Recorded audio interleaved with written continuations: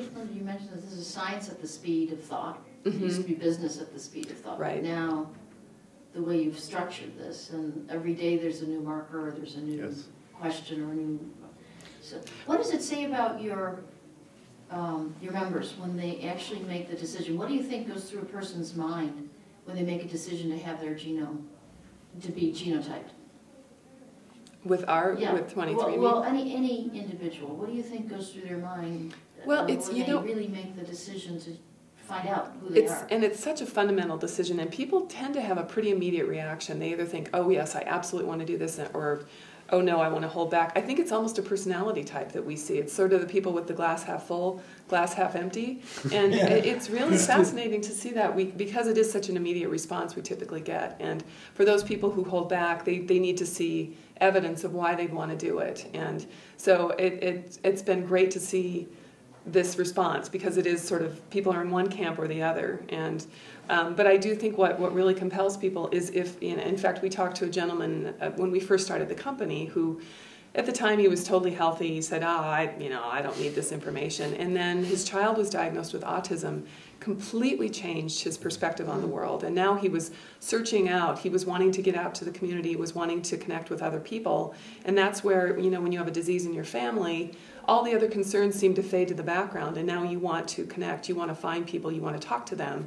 And having a web-based way to do that, and this is where, the synergy with Mondo again, is because finding another person who's similar to you, there may not be anyone in your direct community, but now online, it's so much a way to share specific bits of information and then reach out and find those other people. And that's what really gets everyone excited, that now they have this mechanism for reaching out, and these guys bring in the communities, and then we leverage the tools that we have, and it's just a perfect combination. I'll give you an example of a patient who is in our community.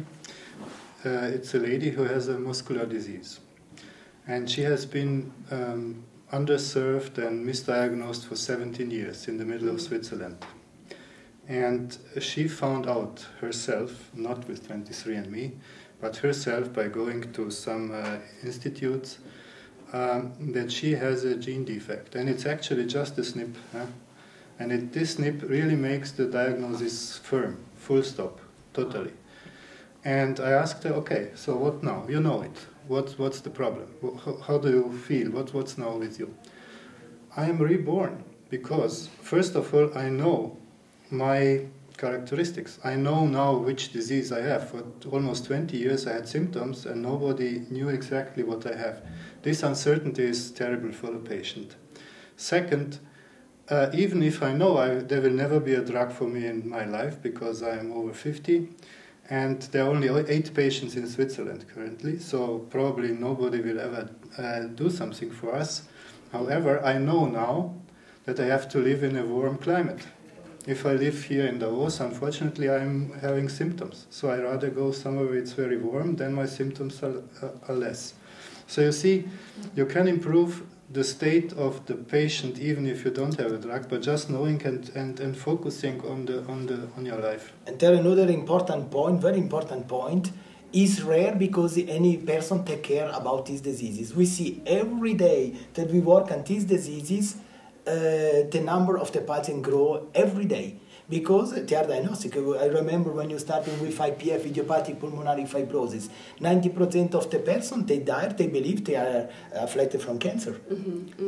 And so your death is cancer, lung cancer, that's all. And that's not to do with the cancer. More you give the opportunity and the community, and the MD community, to learn about the diseases, they can diagnostic, and you see the number of the patients grow, and unbelievable. You see now in pulmonary arterial hypertension, you are on the borderline to be out of the orphan diseases. It's the typical example MS.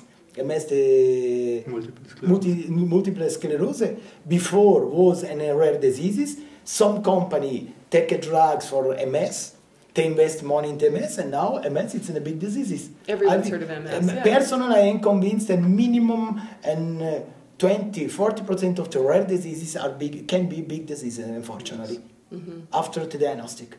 Because not having treatment options is one thing, but not being diagnosed correctly, it's actually worse.